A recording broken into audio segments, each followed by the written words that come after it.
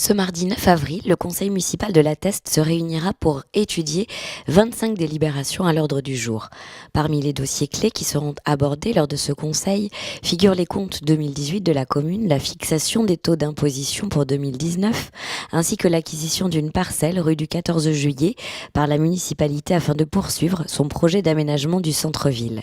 Vendredi matin, dans son bureau en mairie, Jean-Jacques Hérol présentait à la presse les grandes lignes de ce conseil. Le point essentiel donc de ce conseil, vous avez vu, c'est essentiellement le compte administratif. Le compte administratif, donc pour l'année 2018, un très très bon compte administratif avec des dépenses de gestion qui sont en diminution, des ressources de gestion qui augmentent, une épargne brute qui est avec capacité d'autofinancement de 13 millions. Voilà, donc c'est quelque chose d'important. Cette année, il n'y aura pas d'emprunt. Pas d'augmentation d'impôts, voilà ce qu'il faut dire. Les dépenses d'investissement sont importantes, elles sont l'ordre de 17 millions, ce qui est quand même très important, et elles sont en hausse par rapport à l'année dernière, puisqu'elles étaient cette année, elles sont en hausse de 1 million. Voilà, au niveau de la dette, ça aussi, donc il y a une diminution de la dette. Le ratio d'encours par rapport à l'épargne brute, c'est de 2,5 années, 2,53. Ça veut dire que la commune pourrait rembourser en moins de 2 ans et demi, enfin de 2,53 ans, le total de la dette à la clôture de l'exercice, donc à la clôture de l'exercice 2018. Pour les dépenses d'investissement, quand je vous disais 17 millions, rapportés, si vous voulez, à l'habitant pour la même strate.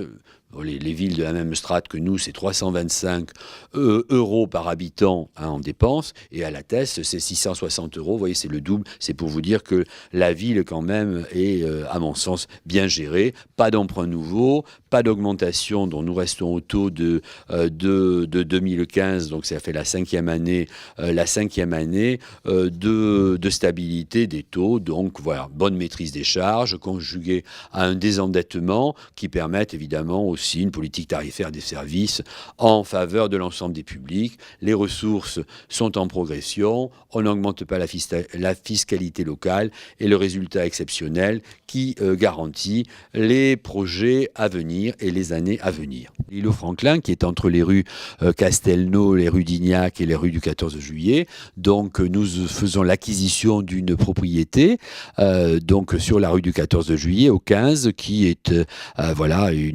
ce qui était une dent creuse entre un espace dans l'espace public. Ça va nous permettre évidemment d'aller vers une maîtrise foncière plus importante de cet îlot. Et l'idée, évidemment, il y a une intention particulière d'aménager sur l'îlot de façon à pouvoir traiter la globalité de cet îlot, avec, comme toujours, évidemment, des percées cyclopiétonnes, des percées de vue, etc., de façon à avoir des venelles, exactement comme je vous l'ai déjà décrit, et d'autres propriétés que nous achetons dans ce centre-ville, de façon à pouvoir, évidemment, faire la ville de demain et agrémenter l'espace public et passer aussi d'un îlot à un autre au travers d'un maillage de venelles. Voilà, nous continuons ce travail.